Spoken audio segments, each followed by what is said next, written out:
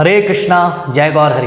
मैं अतुल्य निमाईदास आप सभी को प्रणाम करता हूं और आप सभी का स्वागत करता हूं 5 minute daily dose of Bhagavad Gita series में। तो आज हम ले रहे हैं दूसरे अध्याय के 2 श्लोक 36वां और 37वां। तो इन दोनों श्लोकों में भगवान ने क्या कहा है, इसको जानने के लिए इस वीडियो को पूरा देखिएगा।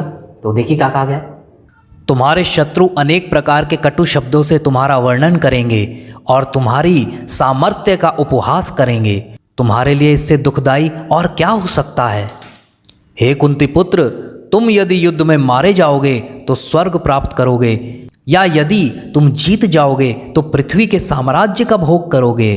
अतः दृढ़ संकल्प करके खड़े हो और युद्ध करो। तो भगवान यहां साफ कह रहे हैं, तुम्हारे शत्रु अनेक प्रकार के कटु शब्दों से तुम्हारा वर्णन करेंगे। एक तरीके से नहीं, अनेक प्रकार से, हर तरीके से कोशिश करेंगे कैसे भी अर्जुन को हम क्या करें, तो उसका उपहास करें, उसका मजाक उड़ाएं, उसको नीचा दिखाएं, हर तरीके से प्रयास करेंगे। क्योंकि भगवान ये जानते थे अर्जुन इसलिए छोड़ रहा है क्योंकि वो अपने रिश्तेदारों को मारना नहीं चाहता।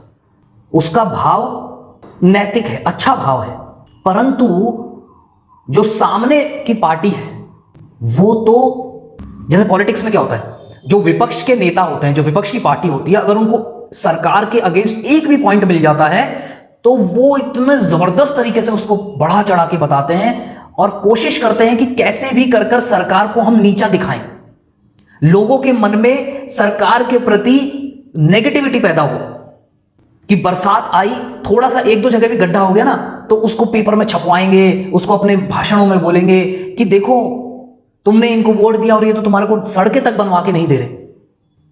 तो हर तरीके से वो प्रयास करते हैं, किसी भी छोटी सी छोटी चीज को ढूंढते रहते हैं। वो सबसे बड़ी बात यह है कि वो ढूंढते रहते हैं, घात लगा के बैठते हैं। तो उसी तरीके से शत्रुओं की बात क्यों कर रहे हैं भगवान, तुम्हारे शत्रु, क्योंकि शत्रुओं का काम यही होता है, वो घात लगा के बैठता है कि कैसे भी मुझे मौका मिले और मैं सामने वाले को नीचा दिखाऊं। तो उसी तरीके से आप इतना बड़ा मौका दे रहे हो कि अर्जुन, तुम इतना बड़ा मौका दे रहे हो उनको, तो ये तुम्हें छोड़ेंगे नहीं। ये नहीं सोचेंगे कि अर्जुन ने एक अच्छे भाव के साथ युद्ध को छोड़ा, परंतु उनको एक मौका मिल जाएगा तुम्हें नीचा दिखाने का, तुम्हारा उपहास करने का, तुम्हारे अपयश की बात करने का। और एक प्रकार से नहीं करेंगे, वो अनेकों प्रकार से करेंगे ऐसा, क्योंकि वो तो भरे बैठे हैं, अर्जुन के खिलाफ भरे बैठे हैं, पांडवों के खिलाफ भरे बैठे हैं, और स्पेशली अर्जुन के खिलाफ। अर्जुन ने विराट युद्ध में सबको हरा दिया था, तो उस हार का भी एक वो अंदर वो दबा हुआ है, ज्वालामुखी। तो भगवान जानते हैं इस बात को कि ये क्या होगा अगर ऐसा इसने कर दिया, युद्ध छोड़ दिया तो। और आगे क्या करें, तुम्हारे लिए इससे दुखदाई और क्या हो सकता है। एक स्टूडेंट जो फर्स्ट क्लास से लेकर स्कूल कॉलेज तक हमेशा फर्स्ट आया हो और वो अचानक से फेल हो जाए, तो इससे दुखदाई उसके लिए क्या होगा कि यार मैं हमेशा फर्स्ट आया हूं और इस एग्जाम में तो मैं फेल ही हो गया। सोचिए कितना दुखदाई होगा उसके लिए। क्योंकि अर्जुन को यह लग रहा था कि मैं अपने घर वालों को, अपने परिवार वालों को मारूंगा तो उससे मुझे दुख मिलेगा, तो वो दुखी नहीं होना चाहता था। और सामने खड़ा देखकर भी उसे दुख हो रहा था कि अरे मैं इनको कैसे मारूंगा। तो भगवान ये कह रहे हैं, ये बात कहकर कि अभी जो तुझे दुख महसूस हो रहा है वो दुख उस दुख के सामने कुछ भी नहीं है, जब तुझे कटु शब्दों से तेरे शत्रु बुलाएंगे, अनेकों प्रकार के कटु शब्दों से जब तुझे बुलाएंगे, तब तुझे जो दुख होगा ना अर्जुन, उसके सामने ये जो दुख तुझे हो रहा है ये कुछ भी नहीं है, इट इज नथिंग।